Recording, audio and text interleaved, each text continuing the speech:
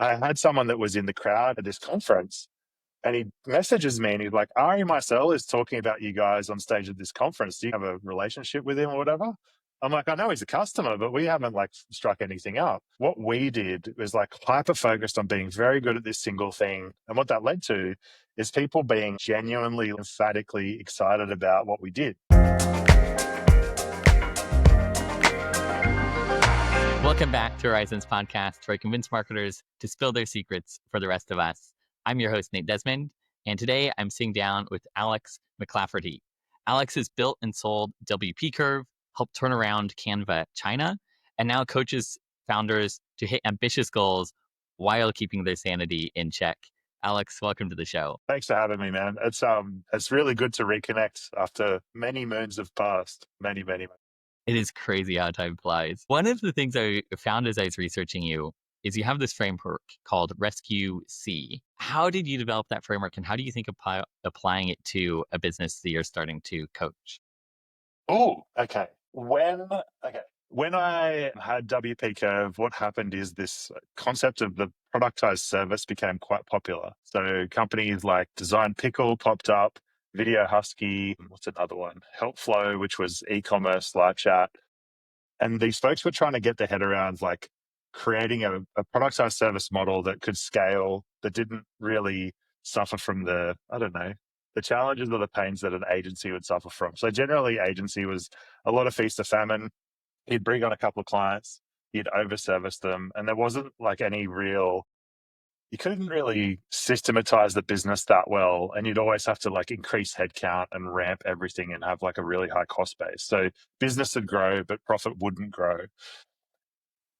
The way that I came to that model or framework was actually like drawing a target around where the arrow landed with WP Curve. And what I mean by that is like retrospectively, it was easy for me to see those were the parameters that WP Curve fulfilled. And I was able to go on and like share that and teach that to folks to say, if you want to get into this productized service model and you want to be really objective, score what you're doing against these different kind of indicators. And that will give you like a guide or a feel for like if it's going to actually be successful.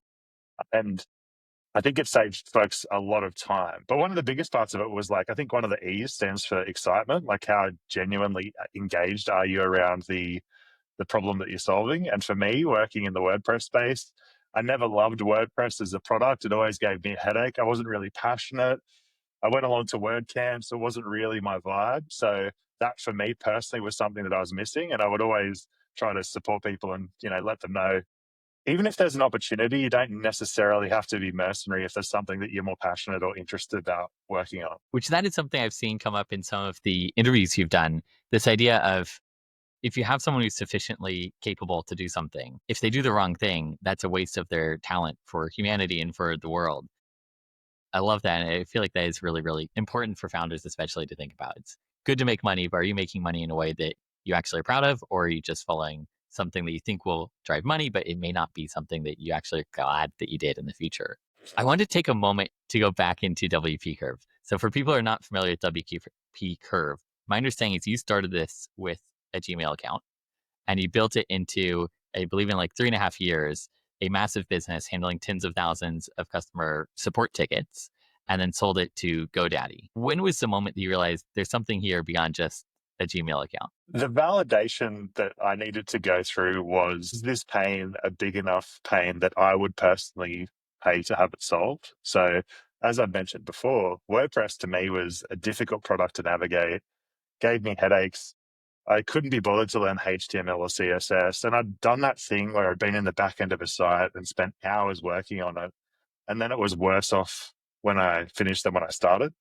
So my quick math on it was, okay, if I exist and I'm in this kind of space, I would assume it's reasonable to assume that there's 1,000 people out there that, feeling this pain point. And so all like these couple of different things came together at the time. So my co-founder, Dan, he'd had a web agency. He tried to build a SaaS company. He wasn't successful with it. He had his back up against the wall trying to figure something out. And he wrote a blog post about his challenges with startup validation and how he'd followed like a lot of the lean startup principles, hadn't had success with them. And then, at the end, he kind of soft sold this idea of doing a subscription support product. And it immediately clicked to me. I was like, this is it. Like, this is the thing that I've been looking for. I felt this pain personally as a possibility of a partnership with a guy that has good depth of industry experience. And then my entry point into that was to say, see that you're prodigious with content creation, obviously got the technical know-how. I think that there's some things that I can bring to the table to support. So what we'll do when we launch this thing is I'll work for free for 3 months without comp, without equity, without anything, like completely risk-free on your side. Wow.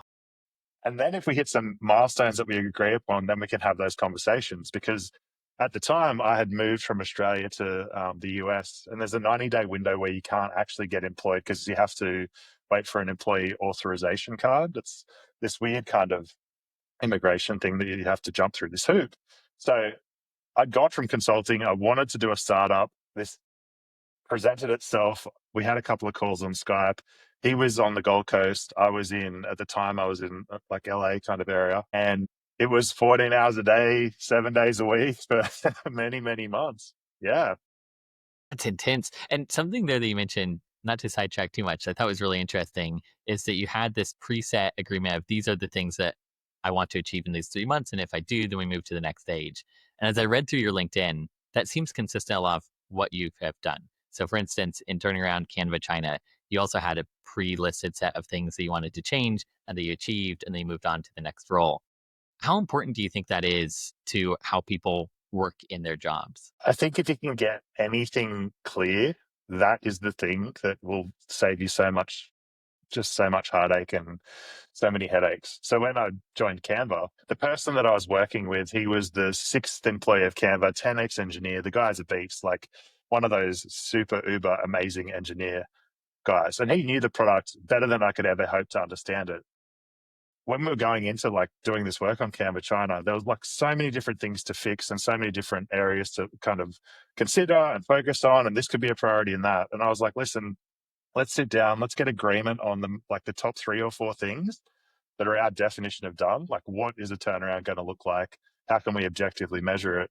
And then every week we're going to check back in and see how we're progressing on these things. And if I need to be unblocked or if I need your support on any of these areas, it's going to be obvious because I'm going to call that out and say, hey, I need you to go and like lean on this person or help me with that or unblock this. And I use that kind of framework at WP Curve. I use it at GoDaddy.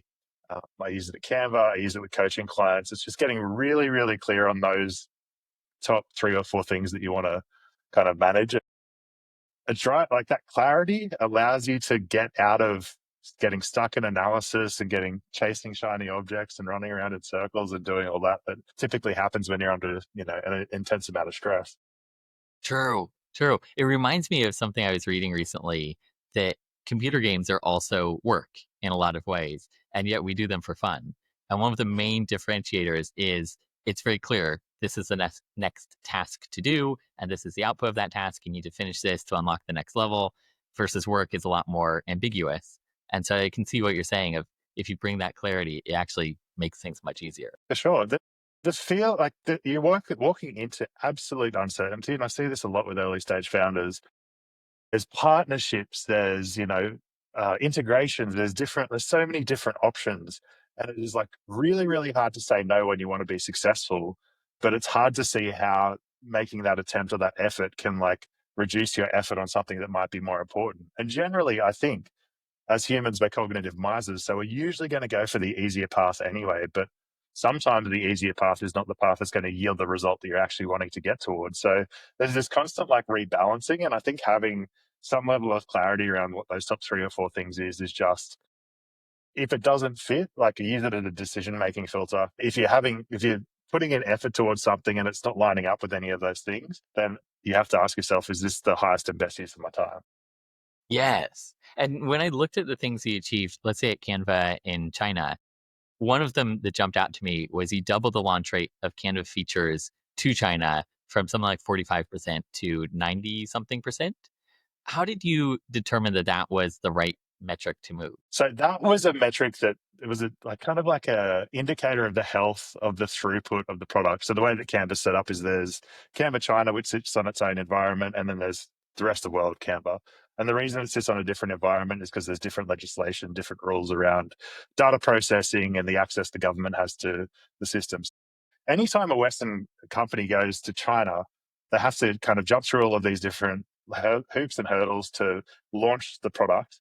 And by the time they get into the market, they've already generally got like 5 to 10 exact copycats who are just ripping off every feature that they launch as soon as it hits the market. It's crazy. Like it's frankly like I think the hardest market to be in because you have no edge in terms of features. Like as soon as something goes live, expect it to be live the next day. And so brand, like a Western brand, doesn't really matter. It's so utilitarian. It's like what product solves my problem. And being a Western brand in some regards is probably not helpful because there's more trust with, local companies and there's more pride around that. So that kind of idea of like increasing the features that were coming through. Initially, the approach that I took was to go out and I talked to, in the first 2 weeks I was at Canva, I was probably about 30 to 35 PMs. So at the time, there were about 50 PMs at Canva. And I just got on people's calendar, either through a Zoom meeting or coffee.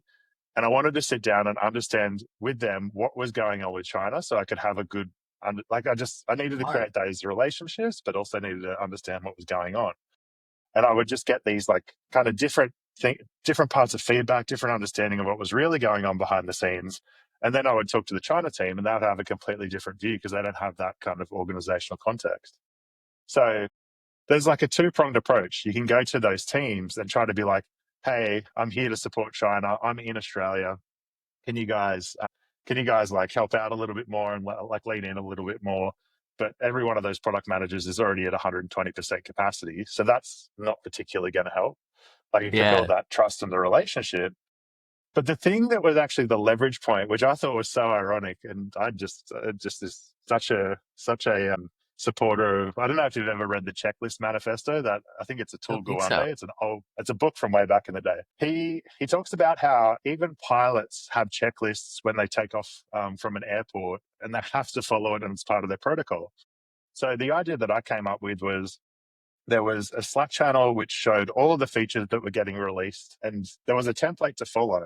And I talked to the owner of that Slack channel who had the template, and the attribute that I got updated was launched in China, like as a tick box, right? So it's at the bottom of everything. So every day there's like features just coming out from every team. And it put the onus back on that feature owner to be able to say, yes, we launched in China, or no, we didn't. Because if they didn't, you better believe that as soon as I saw that, I'm immediately, myself or one of my team members is following up and saying, hey, so it looks like we've missed. What's it going to take to get this thing moving? And it was just that, like, figuring out how to drive that ownership individually. Because I tried a bunch of different things and it turned out that accountability part was actually the lever that worked, which was so funny because it's like a tick box and that was the impact. That is really interesting because I would have thought of going the approach of like, let me prove to you why this feature matters in China and we need to launch it there.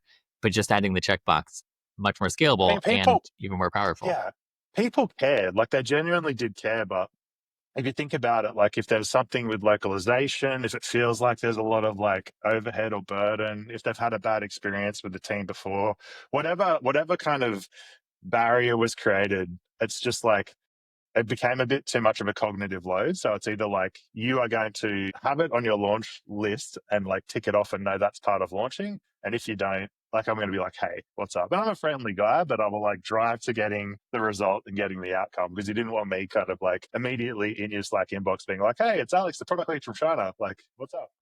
How much do you think the physical proximity mattered in that? Like if you were based in the US or you're based in China rather than in the Australia office, would you still have been able Yeah. to achieve this? When I started, it petitioned the global mobility team, which is the folks that helped people move around internally. I petitioned them to fly from Sydney to Beijing during COVID. So I wanted to fly like into the eye of the storm because my take was if I can get in a room with the team and I can build some trust and have them understand that like I'm here to help and I'm not here to like, sack anyone and I'm not here to, ruin everything and I'm actually like genuinely like trying to support, then that's going to be an accelerant to trust.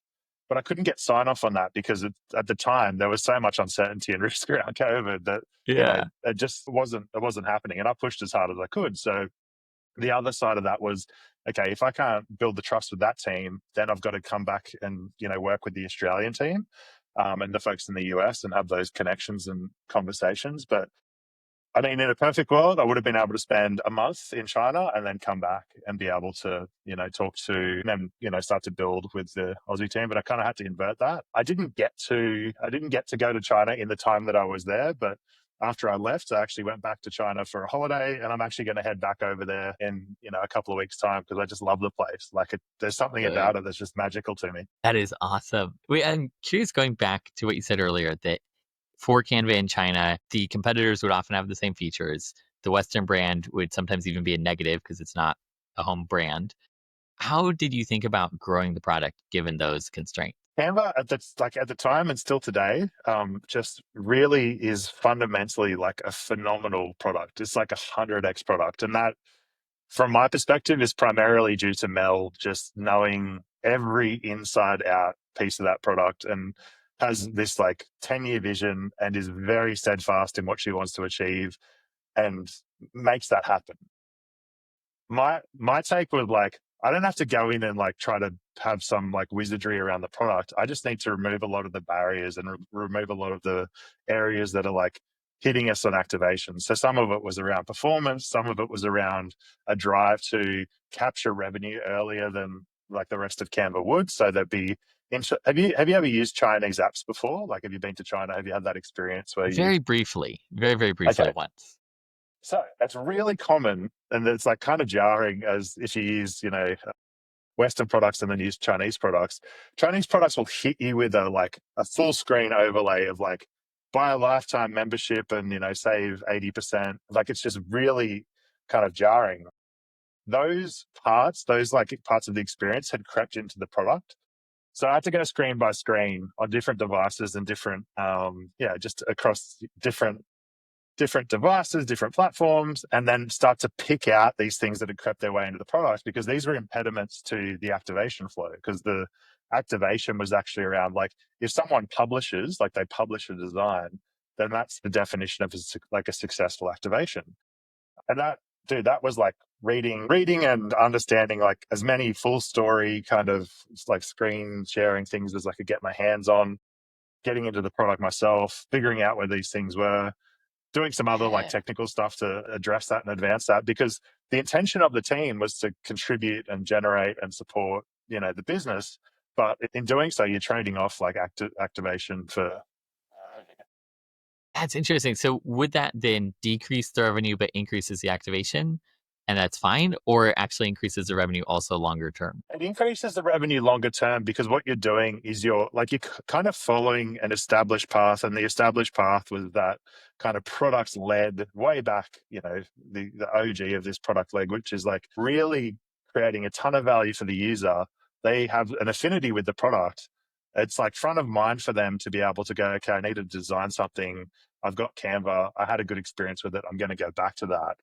And then the way that the product was set up, and it's kind of changed a little bit now, but like, there were gated elements, there were gated templates, and then you would upgrade to get into like a pro subscription.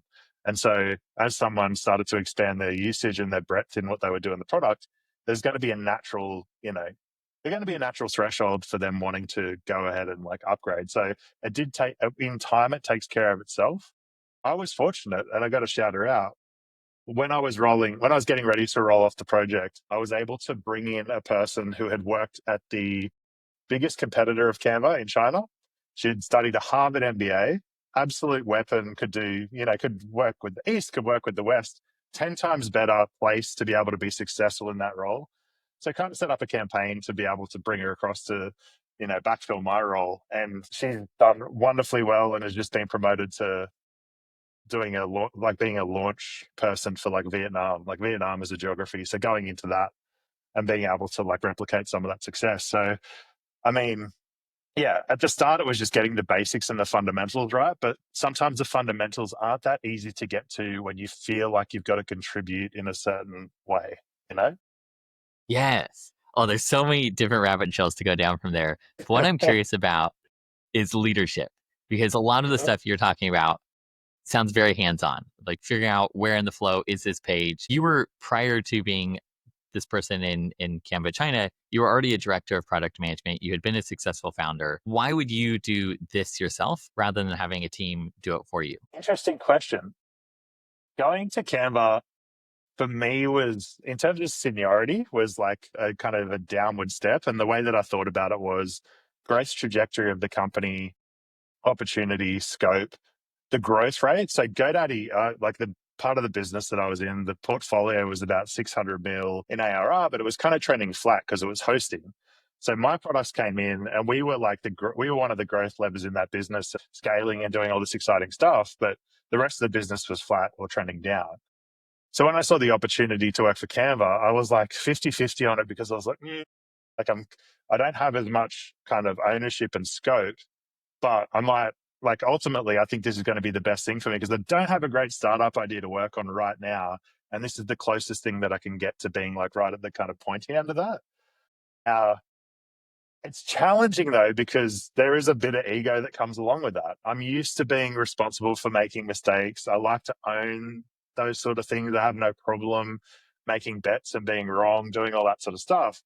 But at a certain, especially within Canva, at least at the time, there was like a pretty clear remit of what needed to be accomplished. So it's kind of like, here's the scope. We need to figure this out, and you're the person to do it. So tell us how you're going to do it. And I mean, if I was to think back and kind of compare those two, like the GoDaddy days, by the time I left, the team that I was responsible for was about 80 people.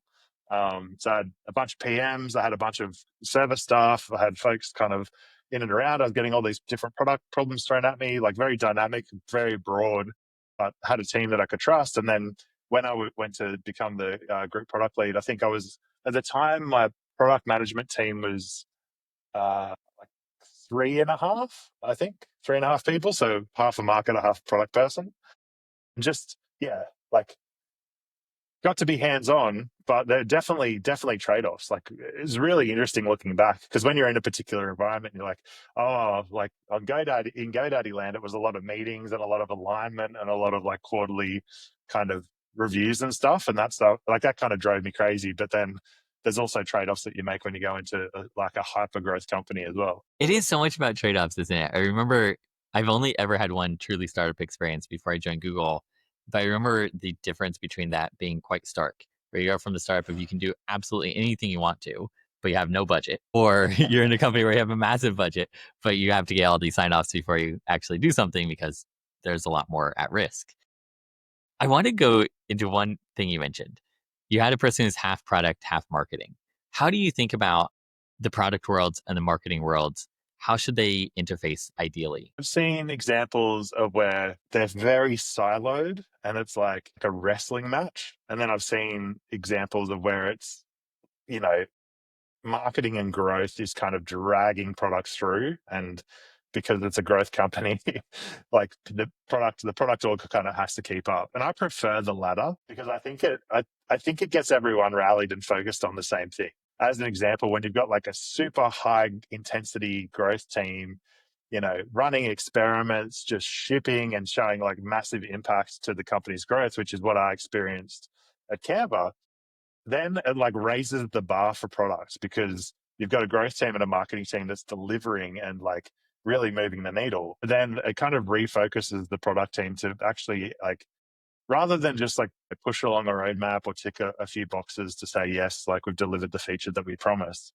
Like, I think it creates, and it hones people and it makes them more critical of what they're actually working on.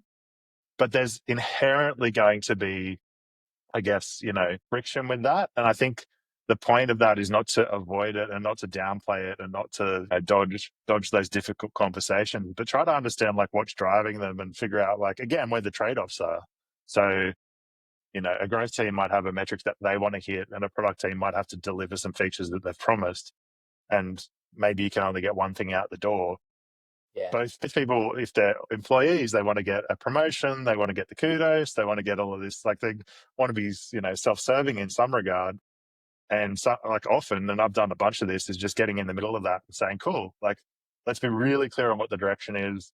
And this is the conscious trade-off that we're making. And you're not going to love it, but it's understood. And this is all above the line. And no one's, there's no kind of back office dealing or anything happening to make this go through. Yes. I love what you mentioned about incentives of employees. Of course, they want to get promoted, and that's a reasonable thing, but that does impact the performance of the company. And I think very often it's tempting to say, oh, I hate that this person is doing this thing because they're incentivized in this quote wrong way, when the reality is just change the incentive. If you make the incentives the way that you would like to be, then everything else becomes so much easier. For a growth team like this, would the skill set be primarily more of like a traditional marketing, buying ads, etc., or more of a product team or an engineering team of like changing the product or building flows within the product? Yeah, so at Canva they had both, and they had world class at both. I was lucky to be able to see a growth engine working on a product. Like it still to this day just blows my mind the velocity of experiments and the velocity of improvement and just the sheer amount of data and lessons learned and how quickly that came through. And that was the biggest contrast for me personally, going from a bootstrap founder who, and you would have seen this in this post I wrote a couple of days ago, but like I would go to events because I didn't have a marketing budget. So I wanted to spread word of mouth about who I was and what my company did with random people that I hadn't met in San Francisco. Because I'm like, that's all I got. I got 2 feet in a heartbeat. I've got to go out and kind of push this thing. And then on the other side of that, going into a hyper growth company like Canva and, talking to my business partner on the China side and saying, hey, I think we should do this, this, and this. And he's like, cool, go make it happen. And I'm like, oh, okay. Like, we could do that. And he's like, yeah, just let me know what you need and kind of help me understand and we can get it done. And I'm like, whoa, okay. So, yeah. But to answer the question, like Canva had both. My personal bias is towards the product side of things, just because I feel like there's so much more leverage from creating a truly excellent product than you would get from like hyper optimizing ad campaigns or finding a channel that works and kind of exhausting that. That's just more interesting to me. But I mean, that's only because it's the world that I kind of enjoy and live in. I love that way of thinking about leverage. I feel like that's something that has come up for me often in other ways. So, for example, even on this podcast, I used to type out the links by hand of like, oh, this is the LinkedIn, this is the Instagram, wherever the guests' links are. And then I finally took the time to automate it with a formula in Google Sheets or AppScript or something like that. And it was only 30 seconds, but it saved so much time and that mental capacity. And the biggest thing to me is if I'd only done it earlier, I would have saved all that time there leading up to that. So doing the high leverage tasks early has such a benefit versus doing them later on. I want to zoom out a little bit. So you started with WP Curve, actually started way before that with Telstra and some other interesting stuff we may get into. And then after WP Curve, you were at GoDaddy. Then you were doing some coaching. Then you're over at Canva, and now you're doing coaching again. It seems like a lot of people do coaching on the side, but you've been doing this a lot more seriously and for a lot longer. What drew you to spending so much time doing coaching? It came to me in the first instance. So when I did my first kind of tour of duty as a coach, I was actually at GoDaddy, and post acquisition, lots of people were interested in like, how could we scale that model? How could we get a strategic acquisition?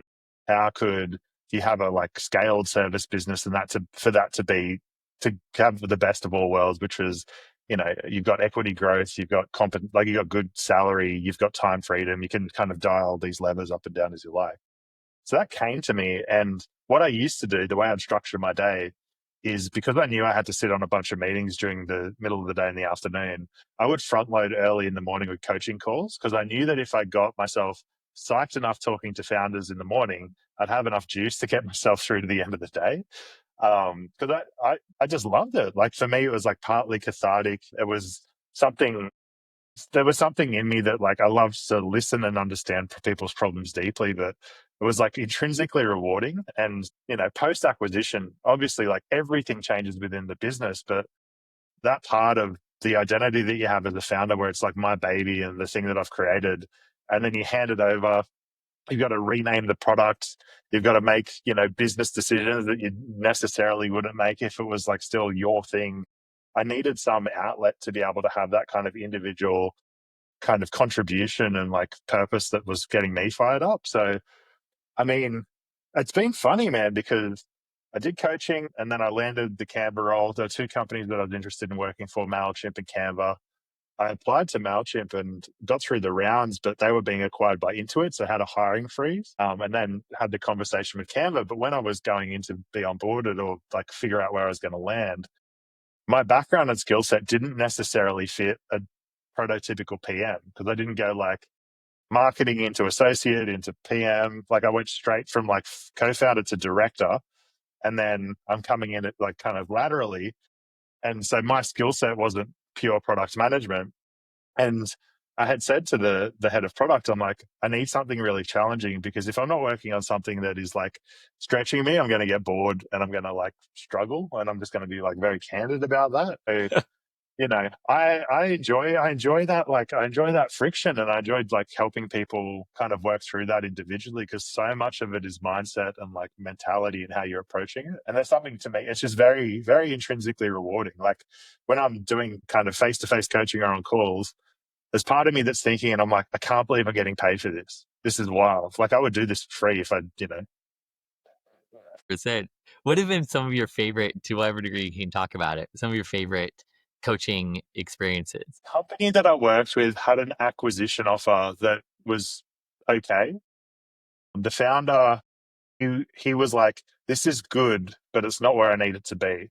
I was like, cool. What we're going to do is create a model where you back in the number that you want, how you got to that valuation, and present it as a counter. And so this is a meaningful like difference in amount of what they have been offered to what this founder's number was. But my guidance to him was basically like, if you have to walk away the day after you get acquired, everything shuts down, they wind up your company, it's like a really dramatic outcome. What are you going to be comfortable with? Like, what's the number that you feel like you'll be able to sleep at night with? So get really, really clear on that. And I'll never forget. He pulled together the kind of presentation, kind of understood it, walked through it, created a narrative around it, came back, and he's like, yeah, they accepted the counter. We're doing this thing. I'm like, cool. Okay, let's go. We're off to the races. Um, one other, and these are usually these high leverage points of like a company's life cycle, which generally for founders, from my experience, has been around acquisition. It's another company I was supporting had a marquee client, and this marquee client made up a huge chunk of their revenue, like north of 60% of their revenue. When they're going through DD and working out what the, kind of generally you'll like agree to, you'll have a term sheet, you'll get into DD, then you'll figure out what your definitive agreement is. And then the definitive agreement, there was a provision around this company. So it was basically like there's contingency around that revenue, there's contingency around the expansion of that account, everything else. And I talked to the founder, and he's like, I'm stressing out about this. And I'm like, listen, this is something that you have to dig your heels in on, because you can be acquired, and for whatever reason internally at that, customer company, they can get cold feet and just pull out immediately. So dug the heels in, kind of reworked that agreement, or reworked that term, got it pulled out of the definitive agreement. And again, I'll never forget this, but I get this email, and this founder is like, hey, that customer actually churned like a week ago. And I'm so glad that we figured that out before, because we're literally talking about like millions of dollars, um, outcome here. And it can come down to just having the understanding of like one or two terms in a definitive agreement can just like, it can really hang you out to dry. So that sort of stuff to me, like that's where as a coach, you feel like you really make your money, because it's like, sometimes it's a little bit ambiguous, and it's like, you're helping guide me away from things that I don't know that are there. But when it comes down to that really pointy end, and it's a very stressful time, and you're doing all of this stuff with lawyers, and it's the biggest transaction of your life generally. So it's like super high pressure, but I love it. Like I thrive in that zone, man. I love it. I'm sick for it. It's a lot of fun and such Mm. a massive outcome. Do you Uh-huh. feel like my sense is very often in these kinds of transactions, we as humans don't realize that we have options. And so we think like, oh, it's a take it or leave it. I need to take this deal or not take it. I don't realize like, oh, I can do my own bottoms up and share it and maybe get a much bigger payday. Is that something you see even among successful founders that they sometimes don't realize they can say no or they can disagree? I've seen so many different ways this has played out. And the old maxim is the best alternative to negotiated agreement, which is like a OG sales term. And it's like understanding what your baseline is and what you'll be happy with. And so for founders that are in the business because they want to truly like have an impact and like make people's lives easier, or follow their mission or do whatever else, when something like this comes down the pipe, it's like it's good to look at it and understand and figure out like, could this be the thing that I want to do? More often than not, it's like if the founder is like bought into this idea and has a vision and understands where they're going, it can just become a distraction. And I've seen that happen a few times. And I've seen that happen at the big end of town as well, where we're talking about, really meaningful deals that you would see pop up on TechCrunch and those sort of things. And get to talk to founders around them. It's like, cool. Like, do you want to get a big financial outcome, or do you want to swing as hard as you can at this ball and maybe you'll fail out and maybe you get a home run, but do you want to walk that path? My point of view is, and the way that I kind of structure my work, I never take equity. I never take an advisor share. I never do any of that because I don't want my incentives to be tied to the success of the company. I want my incentives to be tied to the founder. So it means I'm going to give advice that is best for the founder. And if the business is successful, that's cool.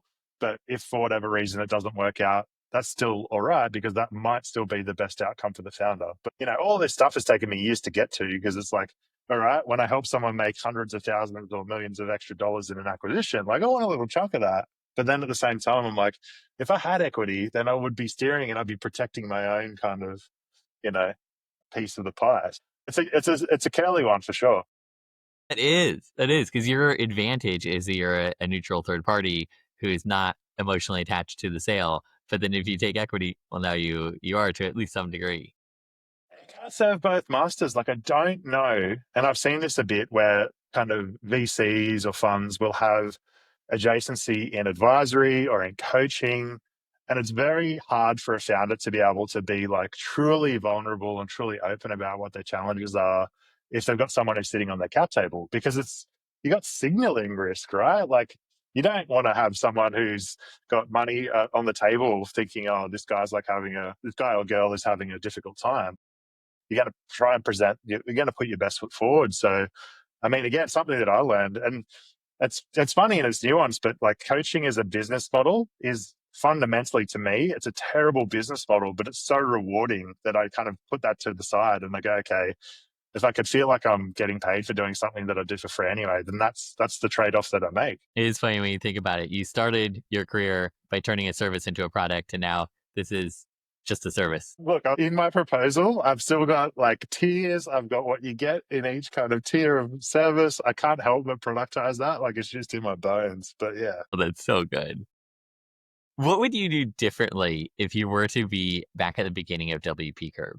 Now that you've been through that whole journey. I would have led paid acquisition as fast as possible. We were great at content. We were great at community. We were great at affiliate. We were great at partnership.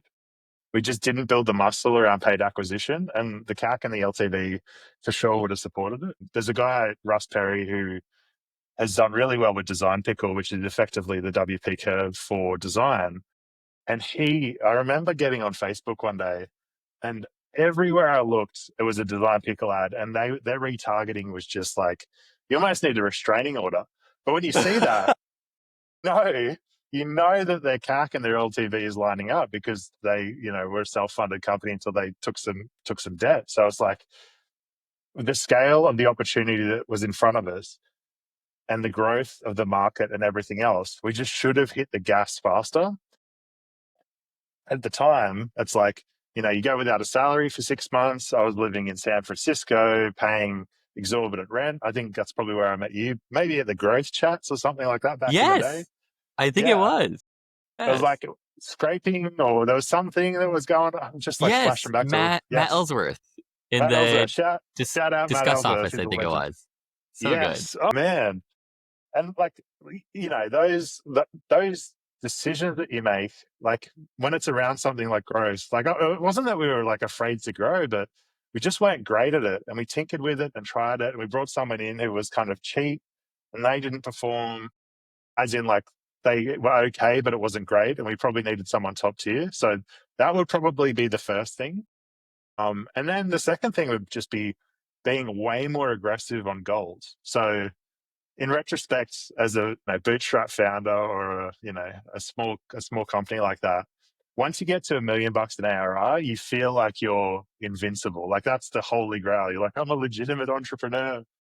But after the acquisition and going into GoDaddy and being able to see like what scale felt like and what it was like to try to attach to hundreds of thousands of WordPress sites, like, I was like, man, We could. There's so much of this stuff we could have done outside of GoDaddy that, yeah. So it was, yeah, it was a bit, it was definitely around growth, but at the same time, like it was stressful, it was difficult.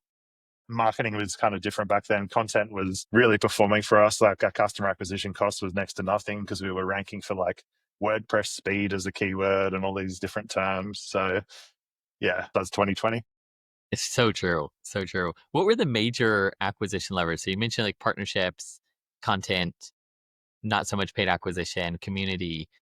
Was there one that drove the majority of the growth, or were there like three or four that actually were all big contributors? Word of mouth were the main ones. And so the word of mouth piece, I think, is interesting because it kind of harkens back to this idea of having a really good product. What we did was like hyper focused on being very good at this single thing, out delivering expectations just about every transaction. And what that led to is people being like genuinely, like emphatically excited about what we did. So I created this thing on Twitter. I'd have to dig it out to see if it still exists, but it was a wall of love for WP Curve. And it was all these people that would tweet, and they wouldn't just be like, "Thank you for your service. That was so good." It was be like, "I love you guys. You saved my day. You saved my life." Like, it's like a very emotional response. And so when people have that good of an experience, they don't just tell people when they get asked, like, "Who have you got for WordPress?" Like they'll go out and proactively advocate. And so there was a guy, Ari Marcel. I think he was based in New York at the time. I had someone that was in the crowd at this conference, and he messages me and he's like, Ari Marcel is talking about you guys on stage at this conference. Do you have a relationship with him or whatever? I'm like, I know he's a customer, but we haven't like struck anything up. And he's going out and he's saying, like, if you're this type of business owner, you need leverage. This is a service that will save you literally hours, like hours every month. And they charge this month. Like, go and check them out. So that that was like, it couldn't really attribute that because it's like hard to, you can ask people where they're from, as you know, and like maybe get some fuzzy data. And then secondarily, the other part, which was part of my remit, was partnerships. And so back in the day, WP Engine growing like a weed, they had a director of support there. His name was Dustin. I got in touch with him. We went back and forth over email. And basically, what we set up was I gave their support team a template to refer anything that was in our scope straight to us. And so what we set up in our help desk was like some filters to prioritize these inquiries that would get from WP Engine forwards, because these customers were paying at minimum $30 a month for hosting. They'd been kind of pre-validated that they had a problem. So we needed to like really jump on that and and nail it. So that was a really good growth channel. But one bonus thing that I'll add, which I think is like kind of speaks to the quality of the product, when GoDaddy was shopping around, figuring out all of the players in this space and understanding like who was doing what we were doing, and they looked at maybe a dozen different companies and mystery shopped all of them. So I got to look at all this data Wow. after the fact, which is cool. So what we did, we had live chat on the site. And so generally when you'd have WordPress folks or like engineer types, often like they're happy to do the work and like solve problems, but they don't really want to be customer facing. Like it's not the thing that they love. They're more about like solving those problems. But we had this one guy, his name's Tunberson, and Tunberson, I'm trying to remember where he was. He was maybe in Lagos. I can't remember exactly where he was. But this guy was just so happy to talk to customers and so supportive. So the team from GoDaddy had like signed up for two separate accounts. They threw us a couple of curveballs. And I remember looking through the chat logs, and I remember looking through, the email threads and all of this stuff to understand who served him and what the experience was like. And I was like, it was my guy, Tumberson. Like, he gave him the most Ah, wonderful first experience. The team had followed all of our processes that we'd built internally. And then when they looked at like stack ranking our service against every other person that was in market, we were so far beyond anyone else that was doing what we were doing, because it was the single thing that we were doing, and we made sure that we were really, really good at it. So, I mean, yeah, that's another leverage point, which is just around product, like having a really, really strong product. But it takes a different shape when it's a kind of a service in the service world. there are two things there that I want to note. The first is just to note that this piece you said about word of mouth. One was that people really loved the product. The other that it sounds like is actually really important also is they knew what the product was. Because far too often someone would say like, oh, I really like this company, but how do I describe it? I'm not sure. How do I put it concisely? But you're so specific in what you solved that people who are fans could clearly communicate to other people. This is what they do. This is the price even. Go to them Yep. for this problem. So Yep. being clear on what you're doing. kind of a theme across your career. And then the second It's piece, hard to get to, man. It is hard to get to say I'm going to do this thing, and like people. So we supported Buffer.com's website for some time. They were too big of a client. There was too much risk for our ICP. We didn't want to have to hire senior engineers to be able to backfill. We had Harvard Business Review come in as a lead, Singapore Airlines, and it's like you take on a couple of those clients, you can sign them up to big enterprise annual and multi-year deals, but it blows out the scale of your operation. So you have to say firm no to doing that, firm no to building websites, firm no to doing marketing for people, and just like continue to say yes to the single thing that you're good at. And in the early days, it was so hard because you'd see like, all right, someone wants a site migration, we could charge them X, and that means that I could have this much salary, but it'll blow up the rest of the system. So you couldn't do it. that is a really interesting point of not just being open to taking whatever money is being offered, but recognizing which money you really want. I'm curious why you wouldn't go the route of bringing on enterprises. Because normally you could say, like, oh, I'm doing the same work, but this is an easier deal. It's multi-year, more stable revenue. Why would you turn away from enterprises? This there is an enormous market and an enormous opportunity for that. The things that were true for me is one, if a WordPress website went down for like a Harvard Business Review, a Singapore Airlines, or a Buffer, that's downtime costs them money. So the expectation for an enterprise would be they'd have an SLA, there'd be an agreement that you have X amount of uptime.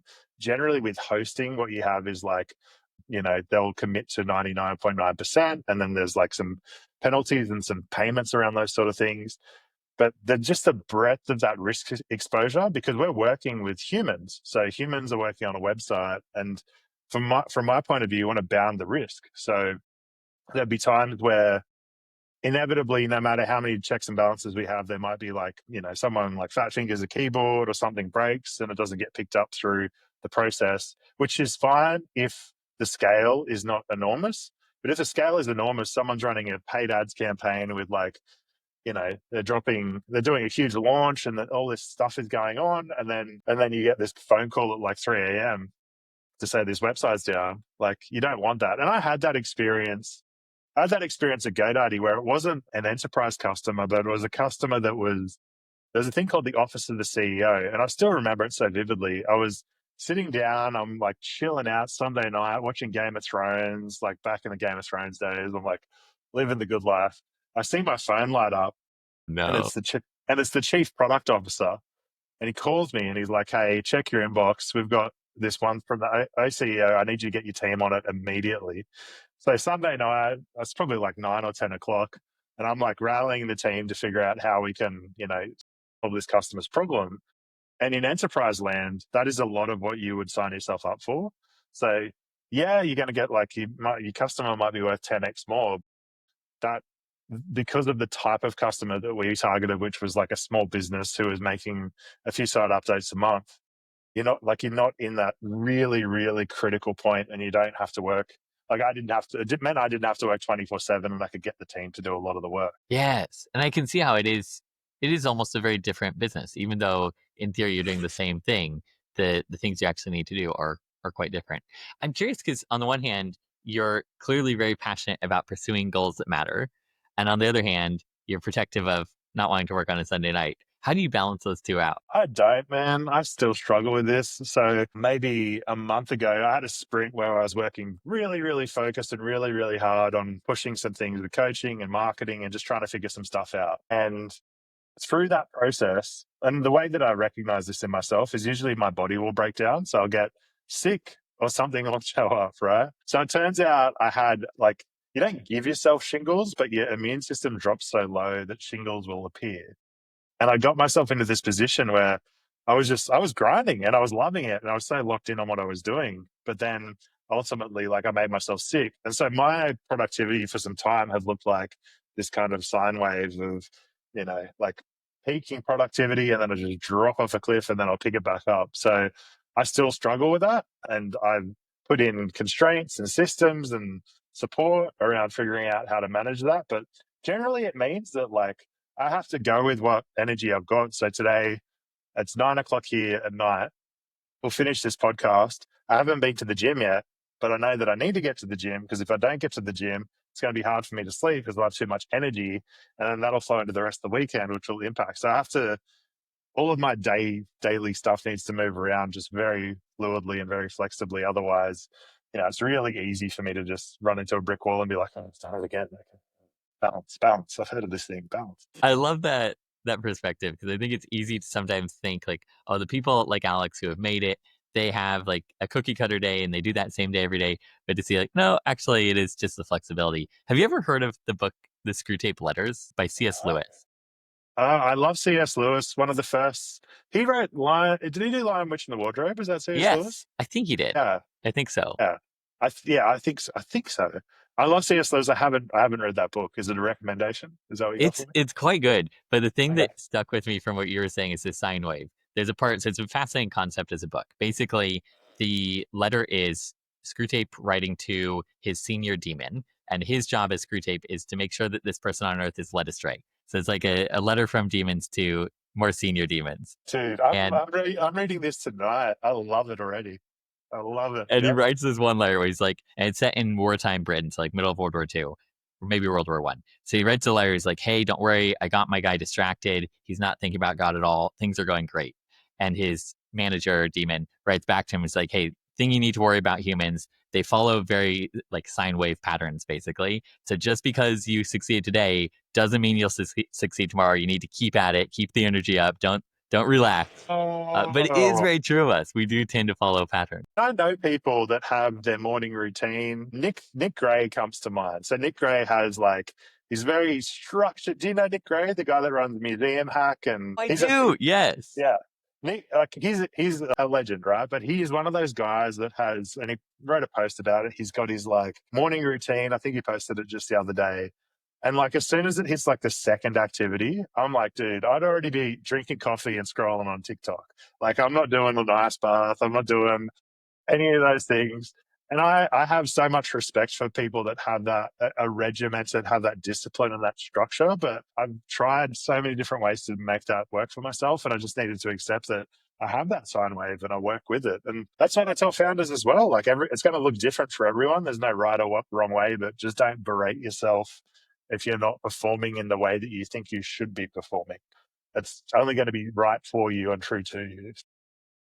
Very, very true. And so much of that is kind of like incentives, coming back to, is there a disagreement within yourself of who I want to be and who I am being, which means I have two senses of who I want to be, because who I am being is to a certain degree who I want to be. And we've got to resolve those internal conflicts.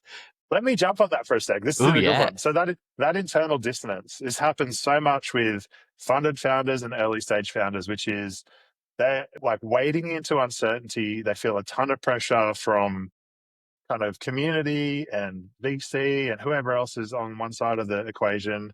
They want to be successful for their team. They want to present their best, put their best foot forward, be advocating for the product, be that kind of beacon in the kind of dark night kind of zone. And then internally, they've got this dissonance because they're like, are we going to be successful? Like, I don't know that that's true. And so there's this like very significant dissonance and kind of contraction and expansion that happens internally where you're just like, I have to present as positive, but inside I'm in turmoil and I don't know how to kind of, balance that or modulate that. And I see it, you know, it's a founder trait. Like founders start to hoover up all these responsibilities around them. So they're like, that's broken, I own that. That's broken, I own that. But it can become, there's a certain time where that becomes too much. And that's that's some of the things that I picked up over years of doing this, is just understanding some of the signals of like when someone's walking down that path. Cause it's tough, man. Like it's a difficult zone that you can get yourself into. And that is the zone where burnout is ready to get you. Like that's when burnout will just jump on you and you'll be like, oh, yeah. Too much, drop it all. It reminds me of another thing. So many things you're saying are But this clicking is dots fun, for man. me. I'm loving this. I'm loving this. There's this concept of no heroes. I'm not sure if you've come across this. That Tell me basically about it. says superheroes are actually bad for society because they cover up the problem so it's not solved systemically. So think about in a Mm. company situation, like you mentioned the founder saying, "Oh, here's a problem, let me fix it." And it can happen to a founder, it can happen to anyone in the company. But because I'm solving the problem, no one else sees that this is a problem. And so it doesn't get fixed and it relies on me to be a hero. And it feels good to me because it's nice to be a hero, Mm. but it's not Mhm. actually good for the system to be stable. How do you think about this when you do see a founder who's going down this route? They're hoovering up too many responsibilities. How do you get them to start to delegate more? Kudos, success, recognition, money, all that stuff is ephemeral. Like it just is, man. And that's like, you can only like know that in your bones once you've experienced it. So I can tell that to someone, but until they've like walked that themselves, it doesn't particularly land. So what I try to work with in terms of delegation and being able to get someone to hand off problems that they've got, there's like, it's almost like a level of humility that you need to get to accept that if you're the best person at something in your business, then you're creating like a break point. So if there's something that you are you're the point person for, then you jump out of that process or you jump out of that stream of work, then things start to fall off. Now Canva does a really good job of this because folks are very fungible. So you can be a PM in one part of the business and get kind of, airdropped into another part of the business and just kind of pick up and run. And that's frankly through having like good systems and good structure and good practices that kind of overarch the org. But with a founder, a lot of identity is around being helpful, being useful, being successful, being, leading, demonstrating, like kind of showing and being an exemplary of what they want to see. And it can be so hard internally to be able to like let go of the reins, because what will inevitably happen is the person that you hand off to will never get it done to the standard that you want. I almost guarantee it. Like they will not reach the standard that you want, and that's something that you get to accept, because then you realize even if it's at 80%, it's still going to be good enough, and we can get that to 90 or 95% or whatever that threshold is. There's a lot of ego wrestling, and usually like it's kind of dependent on the founder how I get in and attack that. So someone very, maybe not super introspective and very proud, I'll have to go into them directly to kind of rattle their cage. But if it's someone who's thoughtful, who just like is a bit fearful or whatever else, like you do a bit of fear setting and you're like, cool, what's the worst thing that's going to happen? What's the risk? How can you manage the risk? If that happens, then what's the downstream impact? And walk all of those paths. And then Yeah, you get to, the way that I think about it is you are able to get like emotional agreement through having a logical understanding. So if the founder understands what the possible outcomes are, then they can come into agreement with it because they feel that like, oh yeah, even if it does mess up, that's okay because it's not going to be the end of the world. So there's a lot of that like releasing and letting go, but it's just control, like trying to manage uncertainty. That's what we do. We're like uncertainty management machines at some level when we get into this founding space. true, true. And I've heard that so many times, the piece about they'll do it 80% as well as you, and that's where you need to delegate. And I've agreed with it in my head, but when I've done it in practice and I see that 80%, it's hard. How do you how do you bring yourself to a place, or maybe the better question is, should you just accept 80% or should you try to push to 100% and have some sort of a plan or approach to get them eventually to your standard? Do you have a specific use case? Because like the way that I would think about this is it's so dependent on the founder. Like it sounds like you have very high expectations of execution. From what I know about you, like everything that you create has like a high bar of quality. It's very detailed. So in this scenario that we're talking about, would you be talking about someone who's like a marketing assistant or like a VA or someone like that? Yes. So to make it concrete, there have been a few situations, but one in mind right now is I've been working on editing these videos through into a trailer. And the trailer is not going to be quite the way that I would probably make it myself, but it's quite good. How do you think about like spending more time teaching the person, here's exactly how I want to make the trailer versus saying like, maybe the way they're making it is equally as good, just in a different way, versus saying like, maybe it's not equally as good, but it's good enough. And so I should be happy with it. You need to understand what your measurement is for good enough. Like what is satisfactory going to look like if it reaches your threshold of quality. So are you measuring it by a feel, like how you feel about what it is? Or are you measuring it by an objective metric that says this trailer got 100 views, this trailer got 1,000 views? Now, everything else being equal, we can assume that it's because of the quality of the content and how it's chopped together. I think getting really clear on what that definition of success is out of the gate is so key. Secondarily, what I would say is it's often very hard for founders to get out of their brain what it is their expectations are, because so much of it is like learned and felt. And the disconnect that I often see is you might have like, and I used to use the analogy with the Ninja Turtles. Like you've got a Ninja Turtle who's like, Michelangelo, and maybe he's at like a level 1 or 2 of expertise. And then you've got Splinter, and Splinter is the OG that knows everything. He's the sensei, he's level 5. There's this natural disconnect between level 2 and level 5. And it's actually Splinter's job to be able to explain things in such a granular way that they don't skip any steps in passing over that knowledge. Because if you get back to it and get down to it, all you're really passing on is what your understanding is of a problem area, being able to document really clearly what the process is, what the expectation is, what good looks like, and do that in a way that's very understandable. And it's funny because when you get down to this, it feels like a lot of cognitive load to get through that and start to write it all down. But once you actually write it all down and put it together, it does something to your mind where it kind of frees it, because you're kind of dumping this stuff out of your head and you're like, I feel good because I can now have this process out in the wild, and it's like it lives and it exists. So if you think about it from the WP curve scenario, when we started with the email inbox, we started with the Trello board, and like both Dan and I would manually spell check and review things that developers would write. That works at a tiny threshold of the scale that we want to get to, right? Like we simply don't have the time to quality control everything if we want to grow. So what that forced was just this really, really clear focus on documenting very easily to understand processes that anyone could follow with like a basic level of English, having templates that were easy to follow because they were structured, being able to objectively identify like what someone's performance is so they know whether they're doing a good or bad job, and creating a culture where like the idea for offering suggestions for improvement and being able to like bring things up and solve for them yourself was kind of like endorsed and supported. So there's lots of nuance in all of that, but ultimately like those steps are the ways that I've found that people are able to start getting to the level of quality they want. And often, and one of the best quotes I heard about this was from Julie, and Julie worked with me for some years at WP Curve and also GoDaddy. And she would hit me with this from time to time. And she would say, what happens in vagueness stays in vagueness. And I loved it That's a because good quote. I was like, you got me. Like, you got me again. And she's like, you're asking something of me, but you haven't been entirely clear what the outcome needs to be. And, I'm kind of paraphrasing what she says. She'd say it in a much more direct way. But that was the essence of it. And every time it was fuzzy, I'd be like, cool. Am I being clear in my thinking? Am I being clear in my expectations?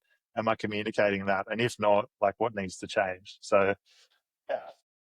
That is such a good quote. What happens in vagueness stays in vagueness. I love that. Not mine, but look, I promote it. I love it. I think it's one of the best. That is incredible. It reminds me how I've noticed this with using AI in recent years as we now have AI available. The things that in earlier years, I would think, oh, my employee or vendor or whoever I'm working with isn't doing the thing I would expect them to do or want them to do. Then I use AI and I realize, like, oh, actually, this is on me. I need to be more clear on my prompting and the context I provide. I think it gives a really good mirror to hold up against ourselves and realize what can we say, oh, you need to improve on this. And what is actually, no, no, no. Like you were saying, I need to be more clear on the thing I want and what good looks like and what the expectations are. That is awesome. Yeah. It takes a lot of kind of introspection and understanding, and like you do actually have to think about some of this stuff. So what would happen when people would say, I want to do a WP curve business in this vertical? And I'd be like, cool. And a good example of this was live chat, right? So John, who runs Helpflow, when he came to me, he's like, I want to do, $100 a month and like sell to ecom. And I'm like, dude, if I can give you any advice, it is figure out what the conversion rate was before, define what the conversion rate is after, do some case studies, find a customer that where you can show the incremental revenue, and then anchor your pricing off that, right?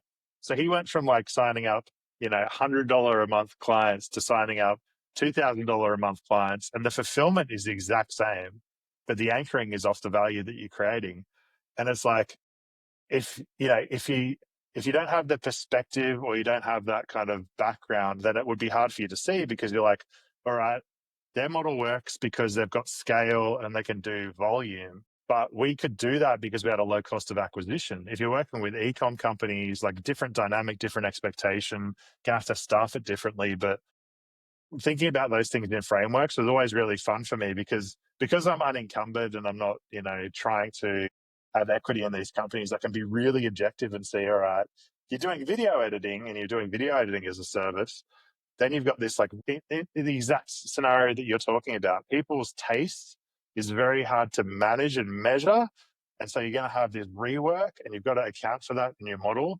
And the best way to account for that is to try to get someone on an annual plan, because that will, save someone from coming in, having 2 videos that takes your team 10 hours to edit, and then they churn at the end of the month. Like it just doesn't stack up. Yes. Yes. If you were to build WP Curve today, would you be able to do it entirely with LLMs? And here's a good one. I was in a GoDaddy office in 2017 with Matt Clancy, who's a product manager. He's been at GoDaddy for 20 years. And they had this room had like these whiteboards, and you can't really see in this room here, but it's like probably 4 meters long of just like window. And we had 4 meters long of whiteboard. And I stood up there one day and we were just kind of brainstorming and like thinking out what the products could be. And this is back in the day when Ada was the chatbot. Like Ada was the cool thing, and everyone was like, Ada is the future, and it's like, intuitive chat. And I had this view and I had this vision that, you would hit a screen or you'd hit your dashboard in WordPress, you'd have some sort of modal that would pop up, and this thing would follow you around, but it would look at your screen, you'd be able to interact with it, and provide contextual and real-time prompts on what was going on within, the view. And I mapped this whole thing out. Like I saw all of that. And then I got on to the phone with Ada people, and I'm like, cool, talk to me about your capability.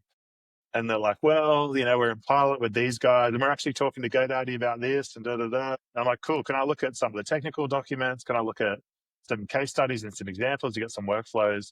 And the tech just wasn't there. Like the tech just was not there. Now, is the tech there to do that now? Like, probably. If someone wanted to run at that and have an opportunity to solve for that, could they? Absolutely. Would it be me? I don't love WordPress.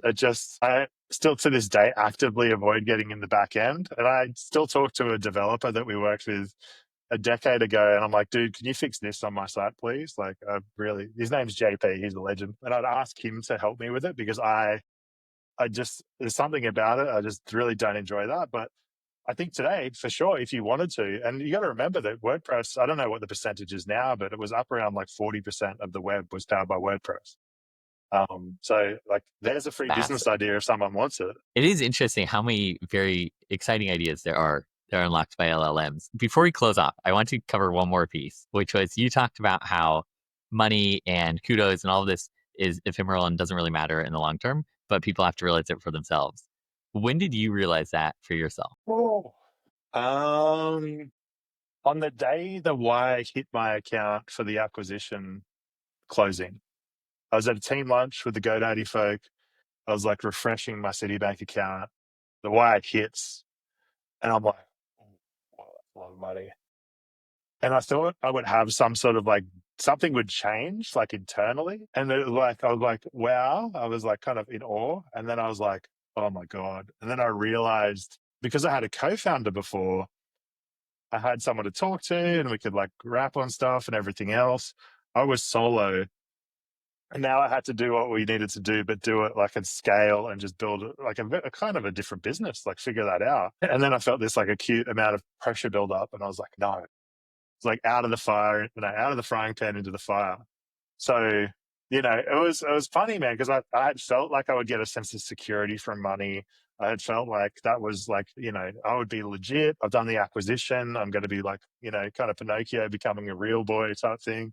But it didn't work that way for me. Now, other people's experiences might be quite different to that. And, maybe if you just exit and you walk away entirely and then you have this thing where you're trying to figure out who you are and what your purpose is, and you've just got like idle time, then that I hear that happens a lot to founders as well. The guy from Loom, he had a really interesting one.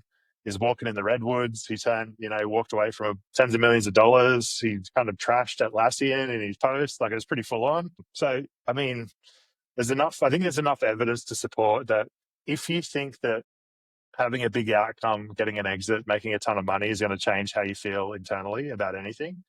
I got bad news for you. So heed that as you will. Post that realization, did that change any of your motivation or the types of things that you wanted to spend your time on? Yeah, for sure. Like I created that created this air gap where I was able to actually like get into a bunch of personal development, really look at some of the things that had driven me but troubled me at the same time. Like it was kind of like a, Yeah. as I see this a lot where it's like kind of like a double-edged sword where having the want and the willingness to be out, like wanting to prove myself to be legit and be like having this establishing myself as someone who knows what they're talking about comes from some pride, insecurity, fear, like there's all of this stuff that sits behind that.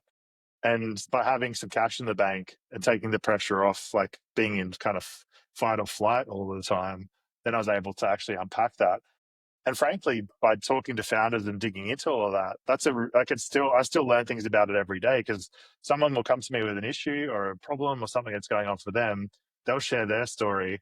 I'll kind of, integrate that, understand it, share some of what I've learned. And then through that process, then there's like some next step for them to take. So I benefit almost as much as they do, which again, I'm sitting there, I'm like, how am I getting paid for this? This is crazy. That is incredible. And it not only makes your wisdom more full, but also makes you more valuable as a coach to others because you get the chance to learn not just from your life, but from all these other lives that you've been involved in. Before we close off the interview, I do this thing called the lightning round. So I'll throw out some quick questions. You can give a brief answer, you can give a longer answer, entirely up to you. The first question is hire fast or hire slow? I think be slow in defining the role, but be fast in filling it if you find someone that can like meet your expectations. And generally, like I think that you need to test for skills, not for ability to interview. So paid trials are the best, and I'm seeing a lot of, especially Aussie founders, they're doing like 1 and 2 day paid trials in office as the final stage of an interview process, which I think is awesome. That's brilliant. Premium pricing or competitive pricing? Competitive pricing, I'm going to give you like yes and answers. Competitive pricing until you get a wedge in the market. And then if that's your goal to have a high profit margin, go for it. I prefer competitive pricing just as a baseline. I can't give you a wishy-washy answer because it defeats the purpose of this lightning round. I love that. Founder led sales or hire a salesperson early. Led until you sold it and you can teach someone else how to sell it. That's such a good way of thinking it. Solve the problem, then pass it on. Annual contracts or monthly subscriptions? Jason Cohen just put out an awesome article on this, and he argues with himself so much that I love it because you can see both sides of the equation. I think in like early stage growth stage, and these are his words, which is annual sales will give you an unlimited marketing budget. I love that. I think in some businesses, depending on what your LTV is, it's also a lever to maximize LTV. And we saw this at GoDaddy where they, with domains, would sell like 5 and 10 year kind of renewals. And we went out to 3 years. So we would get like 36-month contracts on something that we only previously had ever sold as long as a year. So if you think about that as a growth engine, it's pretty cool. And final question, acquisition exit or IPO? If you're going to swing, you might as well swing big because you've got a floor of failure. So if it doesn't work, you're only going to be unsuccessful. But the upside is like an asymmetric bet, right? So, for something like WP Curve, what that could have been is support for the internet. It could have been every platform. It could have been every product. That would be an IPO-able, opportunity. Has that ship sailed? I don't know, but yeah, IPO. And come on, Canva, IPO. I've got some, I've got some stock. Let's go.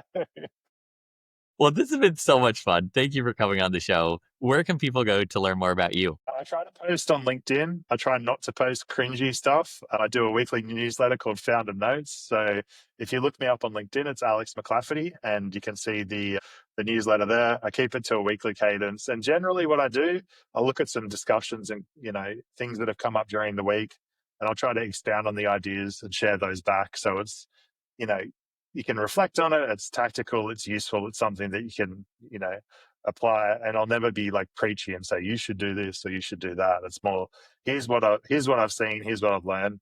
Take it or leave it. That's awesome. That will all be linked below if you're on YouTube or in the show notes if you're on a podcast. Alex, it's been a pleasure. Man, thank you so much for having me on. This is legitimately the most fun I've had in a podcast.